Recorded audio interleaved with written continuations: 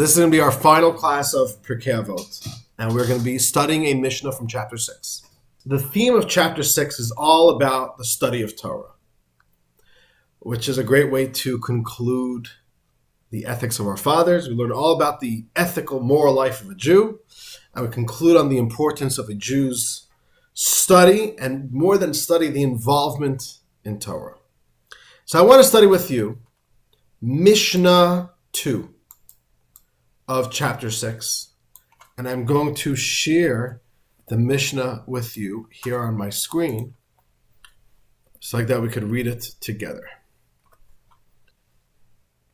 This is from Avos, chapter 6, Mishnah 2, and it reads like this. Said Rabbi Joshua ben Levi, Rabbi Yehoshua ben Levi said, every day an echo resounds from Mount Horeb, which is Mount Sinai, proclaiming and saying, woe is to the creatures who insult the Torah. All right, that's it. Every Sunday there's a proclamation. Then Rabbi Joshua continues, and it says, it's a verse in Exodus, and the tablets are the work of God, and the writing is God's writing, engraved on the tablets.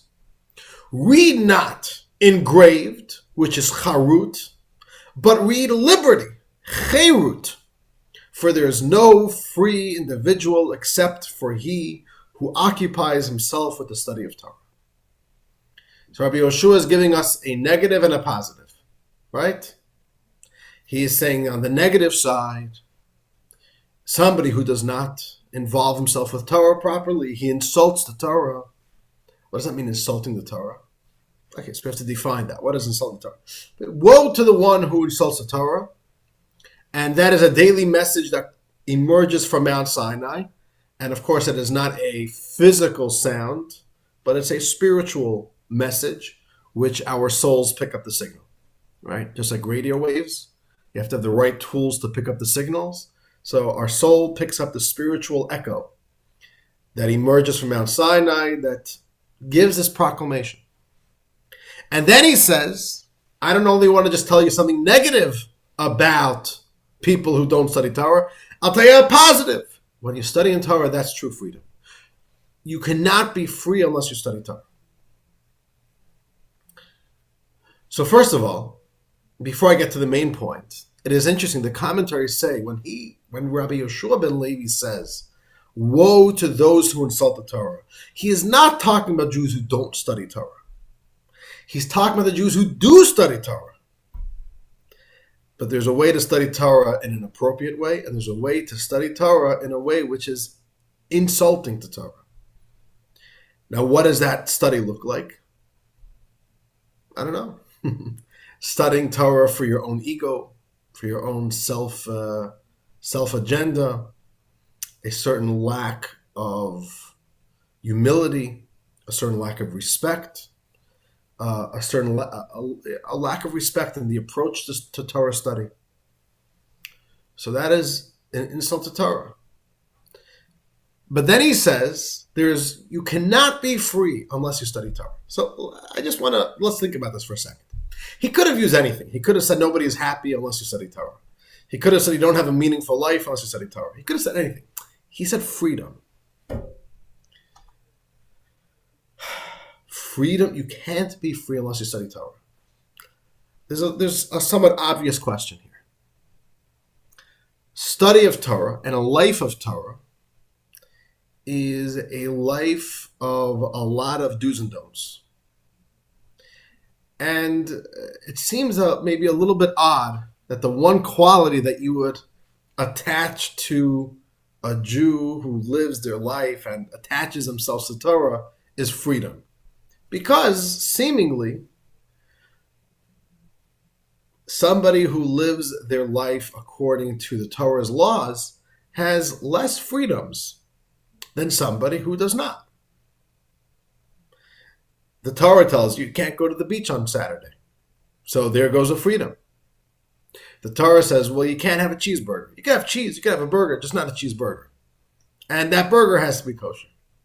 So there go some freedoms. Everybody could go and stop by a McDonald's and get themselves a big Whopper. You can't. There goes your freedoms. On and on and on. So what does it even mean that you cannot be free unless you study Torah? And by the way, I want to look again over here at the wording again. Yeah. The study occupies himself. We have here the word. The occupation of Torah. How does Torah make you free? How does religion make you free? Is that freedom?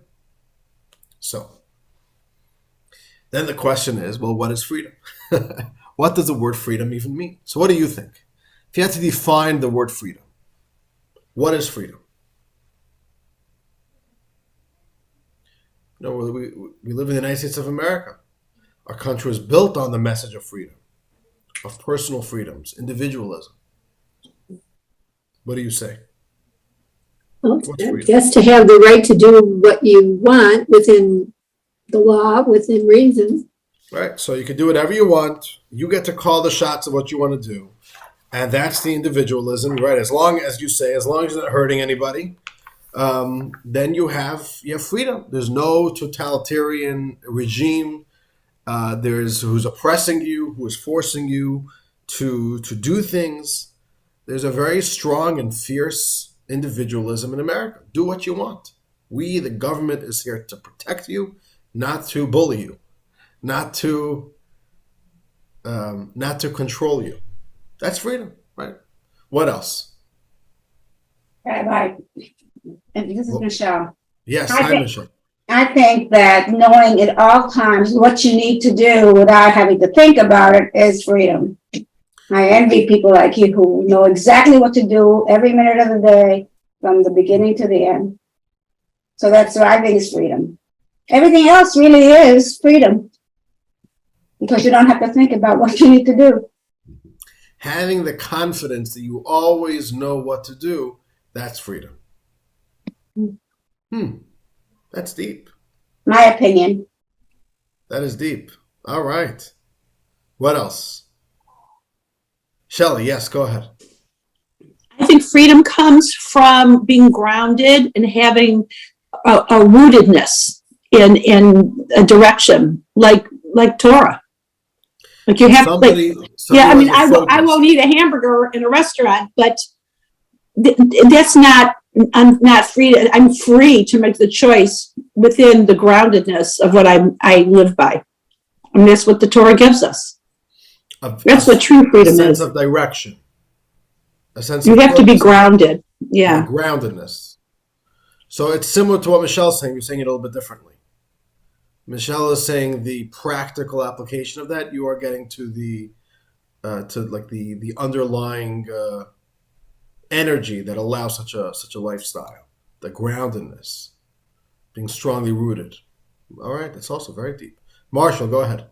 So I think what I'm hearing from Shelley is similar to what I'm thinking, that the freedom is that you can have freedom of choice and you can decide the control that you can make over your life. So in a way, you have the freedom to restrict yourself.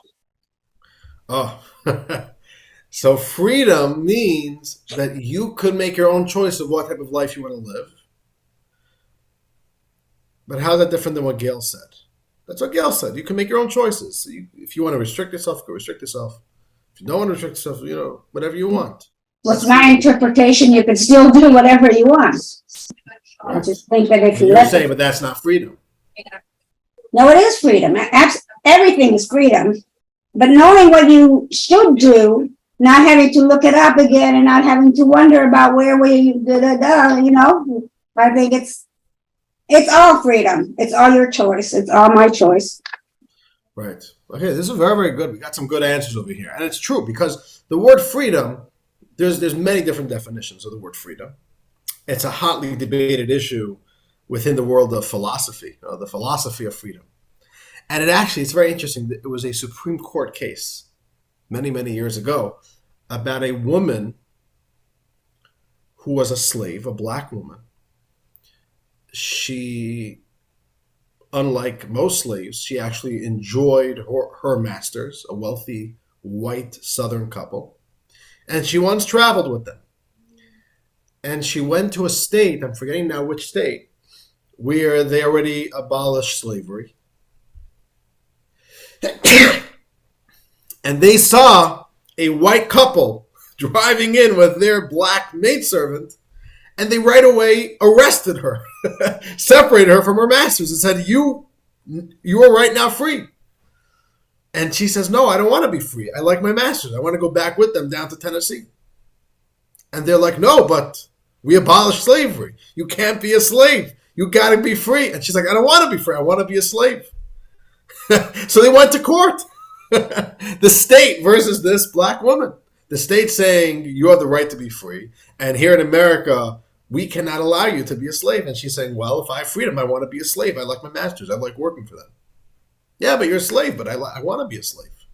And I went to the Supreme Court, and it basically got to this question, what is freedom? So I want to go on a little bit of a journey with you. What is the definition of freedom?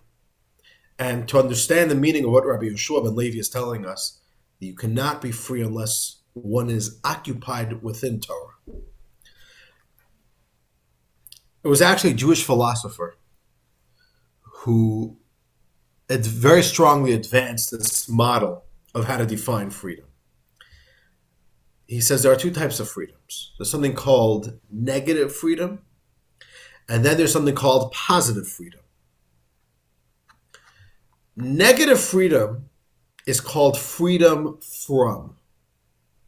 Positive freedom is called freedom to. So there's freedom from and there's freedom to. Now, what does that mean? We usually tend to think of freedom as what? As no external force being able to suppress your will and your choices to do whatever you want. So remove any barriers from your full flexibility.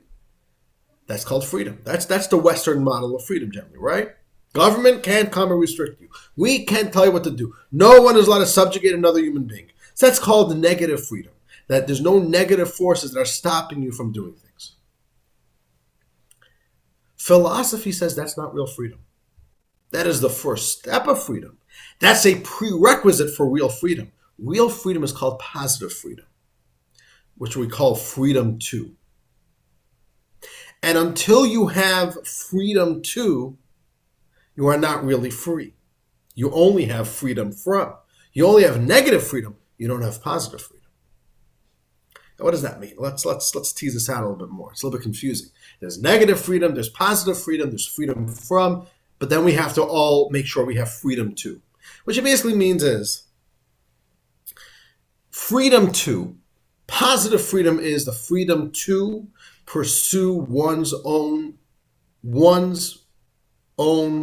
goals and desires and inner identity, and to fully be in touch with your core identity. Let's unpack this a little bit more. So the Rebbe spoke about this concept, and it's actually interesting. I'm forgetting now the name. The philosopher, the Jewish philosopher, who very strongly advanced this model. He was a secular Jew, but he was actually a grandchild of the Alter Rebbe. That's what he writes in the introduction of his book.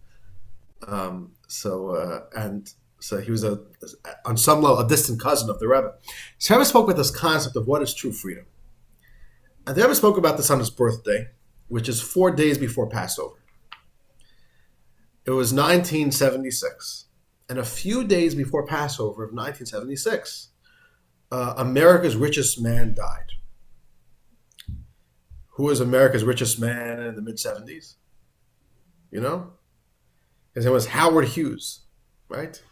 Howard Hughes was a very wealthy man, inherited a lot of money,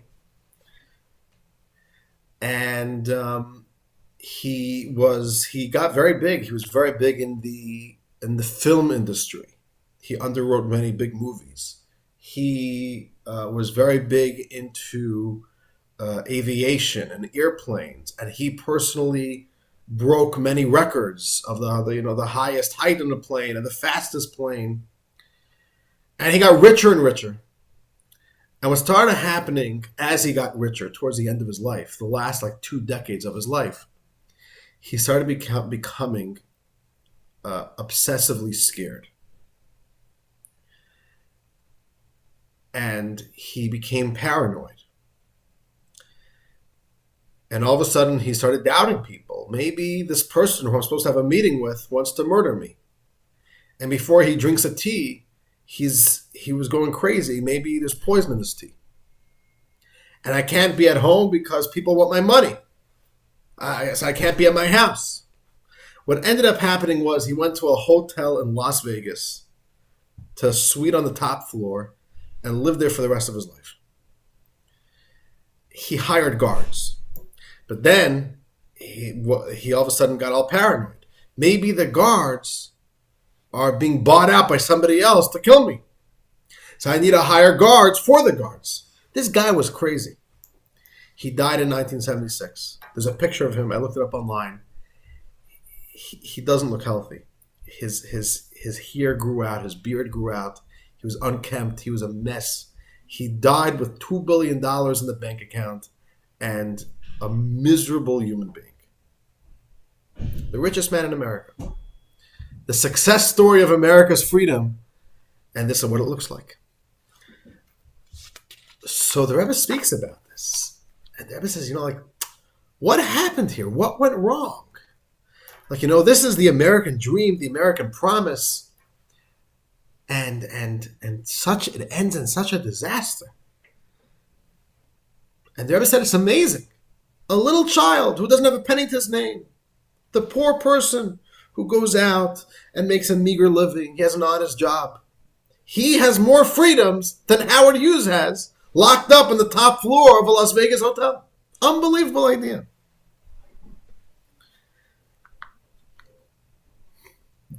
These are the words of the Rebbe. So Rebbe speaks about it. You can watch the video online. I'll send you guys the link afterwards.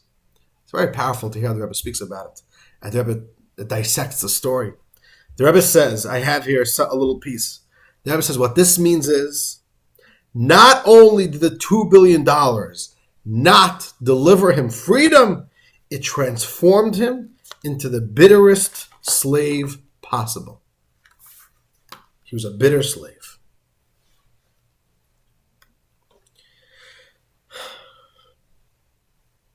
What does that mean? What the Rebbe was saying is sometimes the freedom from, the idea that we could have negative freedom, like the Western model of freedom, which is that no one's telling you what to do. You could do whatever you want, live a life of whatever the heck you want to do. Sometimes what that ends up doing is we're still slaves. We just get to choose who we'll be a slave to.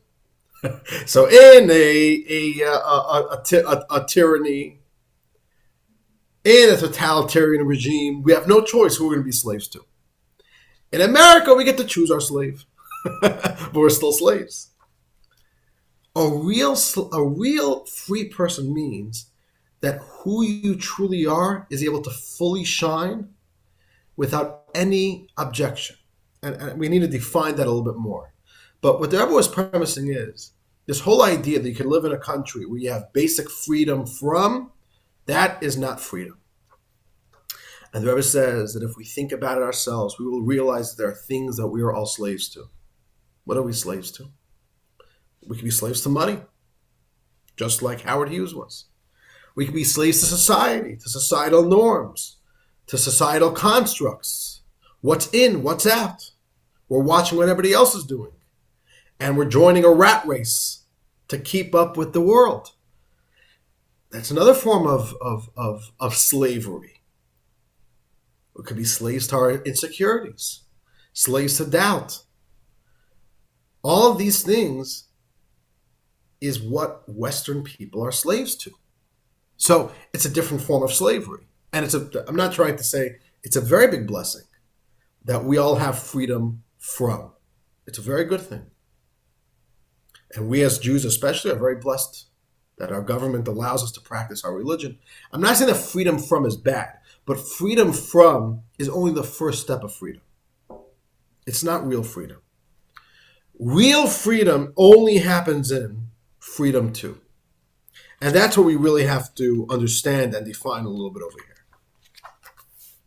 So what is the essence of freedom? What's the essence of liberty? How does the Torah define freedom? Rabbi Yoshua ben Levi. By the way, Rabbi Joshua ben Levi, it's interesting because we know from the Talmud, Rabbi Joshua ben Levi was a very wealthy sage. Not all the sages were wealthy. Some of them were poor. Just like, he was very wealthy. So it's very interesting that he, who presumably had more opportunities than most people in the Holy Land of Israel, is giving us his teaching. Real freedom comes from the Torah. So what does that mean? So I want to share with you an unbelievable teaching from the Maharal of Prague, which I've quoted to you a few times in previous Pirkei Avos classes. The Maharal, Rabbi Yehuda Livoi, Rabbi Yehuda Loi. He comments on the holiday of Passover, which is, of course, the holiday of freedom. And he says something is off. It's the holiday of freedom. We are meant to be celebrating freedom at the Seder. But what food do we eat at the Seder? What's the main food of the Seder? Matzah. And matzah is specifically, one of the criteria of matzah in the Torah is that it's called lechem oni, the poor man's bread, or a bread of poverty. So, what's going on over here? It's the holiday of freedom, and you're celebrating freedom by what? By poor man's bread. There's no oil. There's no wealth to it. It's not enriched with anything good or tasty. No salt, no pepper, no eggs. Put something in good. Oil, some honey. Make this thing taste good. Matzah is bland like anything. So he says, what's going on over here? The holiday of freedom? Give us jelly donuts. The holiday of freedom, you're giving us matzah? He says something so beautiful. He says, true freedom is a matzah. You think the bread of poverty. You think this poor bread is poor. This is the definition of freedom. And he compares the idea, there's I don't know if you guys follow social media, but in the social media world today, there's like a meme style that says, the existence of this must imply the existence of that. Like, for example, the existence of silly putty must mean that there is serious putty. Right? There's many things like that. Or like the existence of Dr. Pepper must imply the existence of a Dr. Salt. You ever tried that drink? Okay, so the existence of poor matzah must imply the existence of rich matzah, which is true. There's something called matzah ashira, wealthy matzah, enriched matzah. So what that means is poor matzah, which is the criteria. If you want to fulfill the mitzvah at the Seder, your matzah needs to be poor. What does poor mean? It means that it has nothing besides two ingredients: water and flour. What is rich matzah? Rich matzah is anything that you add on. If you put in salt or pepper or oil or egg yolk or anything that you add to the two essential ingredients is not kosher for the Seder, because now your matzah is rich. The Maharal says, I love it. So beautiful what he says. What he says is, you know what liberty is? You know what freedom is? When you could strip yourself down to your core essence and you live life from that place of essence. Which means, take your humanity, take your existence. And we all have very dynamic lives. We have family, we have friends, we have business, we have interests, we have hobbies. Strip yourself down to your core. Make yourself unrich, meaning you still have to have it. Of course, But define yourself by your essential ingredients. Who am I? So like matzah, that's what we do with matzah. You could have a piece of bread, there's 20 different ingredients in there. No. What would happen if we stripped down this piece of bread down to its essential ingredients? What could we take out and still have the bread? That's what we do with matzah. Take everything out. Take out the sugar, take out the salt, take out even the yeast. Take out the honey and the oil. Just the water. Take out anything external that will confuse you from what is essential. And then make sure to live that life from your place of essence. When you know who you truly are, then you can live a life true to who you really are. And when you live a life where you strip past, you get past all the externalities of life that maybe is competing for your attention, and you live life from the place of those essential ingredients, that is freedom. So I want to read with you what Rabbi Yehuda Levoy says. So he introduces this idea that you have the matzah that has to be poor. So he says, you may wonder, what is the relationship between poverty and freedom? Aren't they contradictory experiences? Does the poor man feel free? So he says, in truth, they are not contradictory. Poverty, in this context of the matzah, represents redemption. For redemption means freedom from all external elements. Accordingly, he continues, that which is enriched and embellished with other materials is not a model for redemption. So bread that is embellished by other stuff, that's not redemption. Precisely the matzah which is poor and unadorned by foreign elements is truly illustrative of redemption. Matzah does not symbolize the experience of being free per se, as one would correctly challenge. Poverty is not an appropriate symbol of freedom. Rather, matzah epitomizes the essential process of redemption, the process of redemption, which is the shift away from dependence on outside intervention and the shift toward personal independence from all external elements. So there's the real you, and then there's all the bells and whistles and the additional elements that we start attaching to us over life. And what the Maharal says, well, sometimes while those things are good things in life and maybe even essential to life, we all need a job. We all need all the other stuff. But when they confuse us and they rob our attention and they start defining us, then these attachments could start enslaving us. So real freedom is simply the idea that you know who you are and you live a life from that place, which means you are alive. Not that your life is being exiled and defined by outside circumstances. This is what it means to be essentially free. The attitude of stripping yourself down to who am I, and to release yourself from the hold of all the enrichments and embellishments, and to live from that place of essence. Now, what does that mean? How do we do this? How are we doing, Shelley? You have a question? Well, I was just going to ask, what does that look like? How do we know what we really need? I mean, if we're already not into cars and stuff, where do you go from there? Right. That's right. So what do we actually do this? How do we connect with this inner freedom and live our life from that place?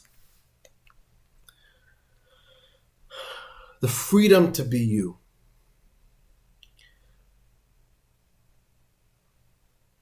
So let's take it to the next level. So then what is that? What does that look like? So the real truth is it's a case-by-case basis. You have to look at any existence and say, who are you really? And then what are your specific needs? And then that's freedom. So the Rebbe once demonstrated this in a teaching like this. A tree. What is freedom for a tree? Or what is the essential identity of a tree?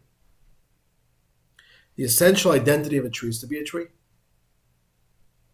which means to be on firm ground, be able to grow deep roots, be able to grow beautiful branches with leaves and fruit.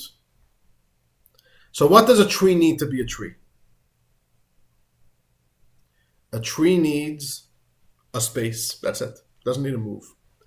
Sunlight and water. That's it. You give a tree good sunlight, good water, it's good to go. That's freedom. Oh, so that's freedom. But what happens if we go to an animal? Let's say we give an animal, we afford an animal the same freedoms that a tree has. We'll give you water and sunlight, but we're going to chain you down to one spot. Is that animal going to be free? No, because for an animal's identity, that is not full self-expression. What does the animal need to self-express? It needs to be able to move. It needs to be able to socialize, right? Procreate. This is part of the essential identity of an animal. What about a human? Let's say you take a human and you say, I'll give you the same freedoms as an animal, but nothing more, just like an animal. Is that good enough for a human? No. For an animal, that's freedom. For us, it won't be freedom. Why not? What part of our essential identity is being stifled? Primarily, intellect. A core identity, a core essential identity of the human being is the idea that we are intellectual creatures. We have to be intellectually stimulated. And we need to live our lives from a place of intellect and understanding. A human cannot be happy if they live a life like an animal. If they live just an impulsive, instinctive, and beastly life. And so unless a human being is given the opportunities to live a life within a human civilization, with an intellectual concept, the human's not going to be happy. The human's not going to be free.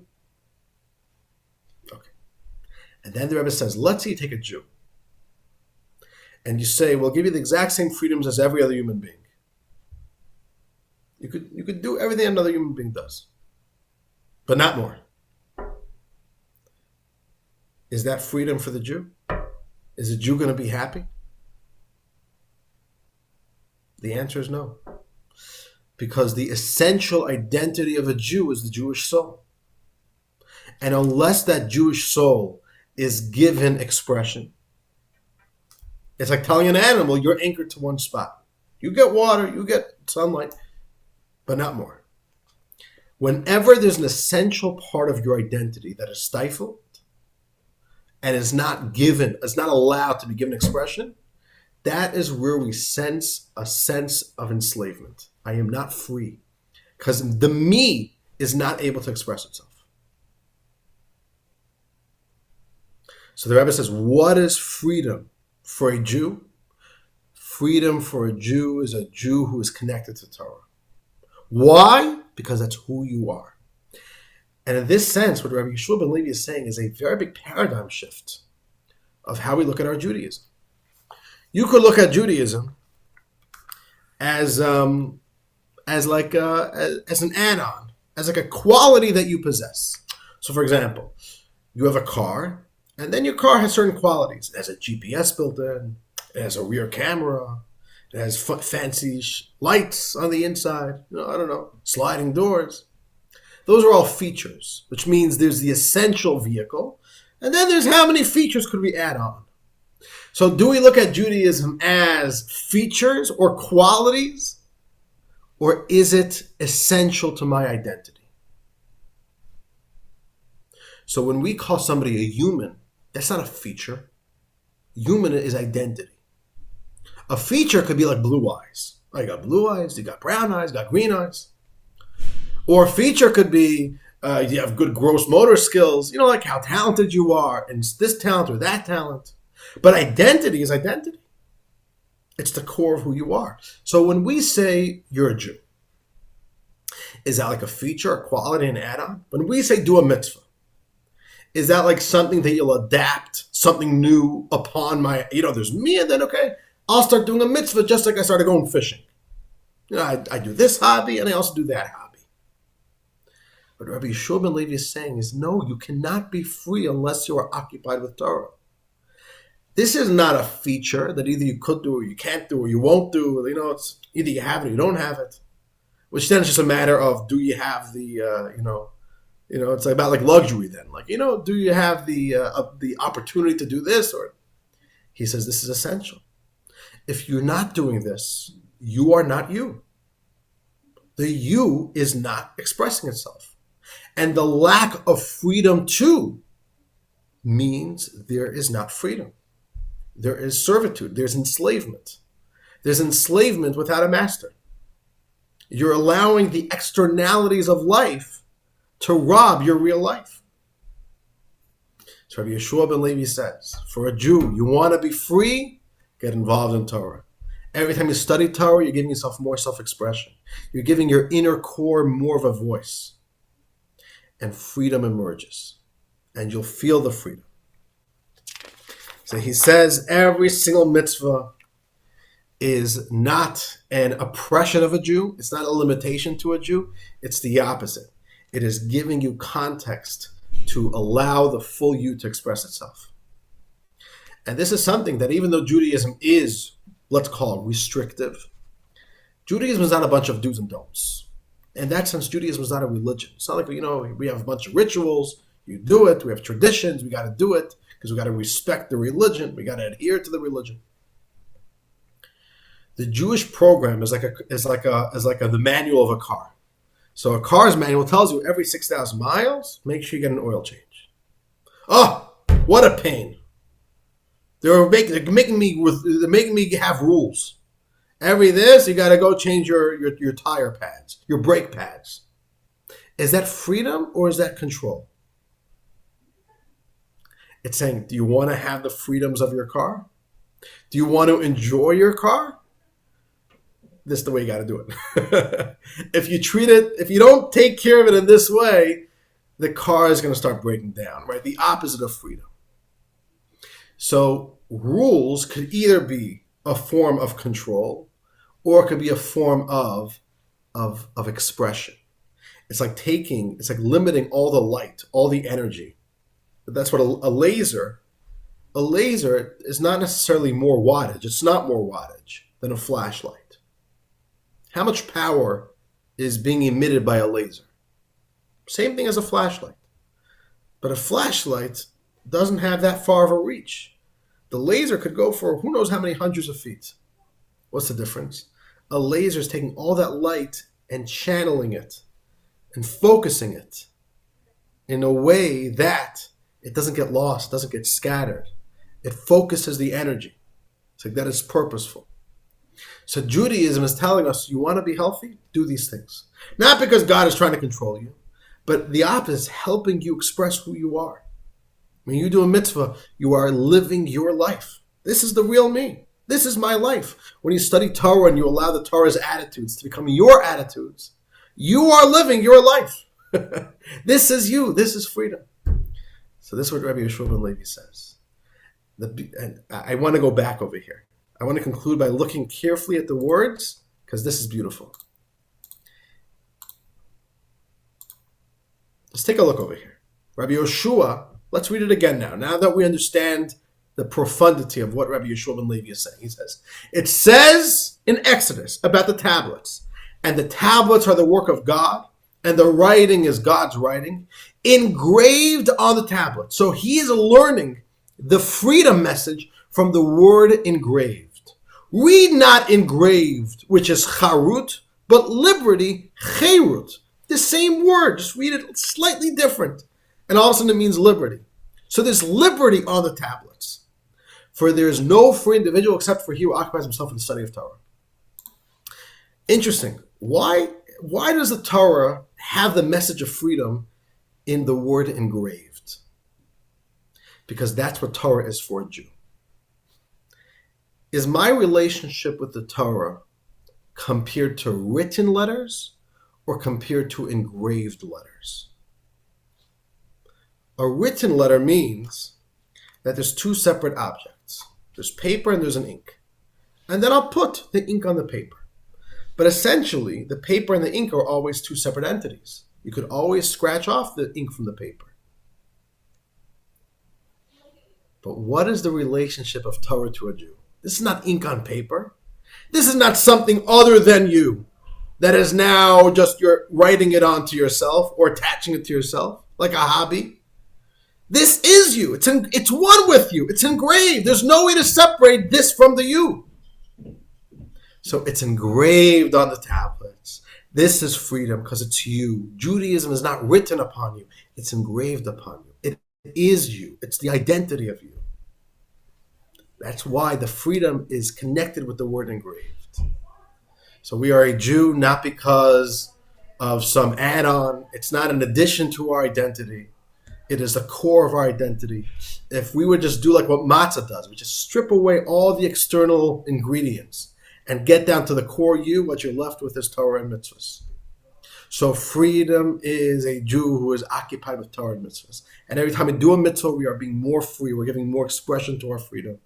And we get the joy and the pleasure and just the contentness of being free, the beauty of being free. And dear friends, it's 11:45. That is the teaching of Rabbi Yeshua ben Levi. He wants us all to be free, not just study Torah, but to experience the freedom of Judaism.